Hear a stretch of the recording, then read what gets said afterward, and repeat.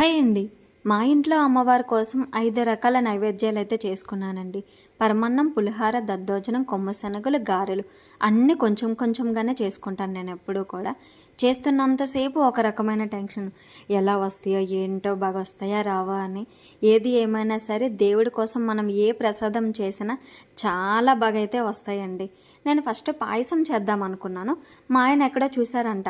అమ్మవారికి ఇష్టమైన నైవేద్యం పరమాన్నము, నువ్వు పరమాన్నమే చెయ్యనంటే అప్పుడు పాయసం ఆపేసి నేను పరమాన్నం అయితే చేశానండి.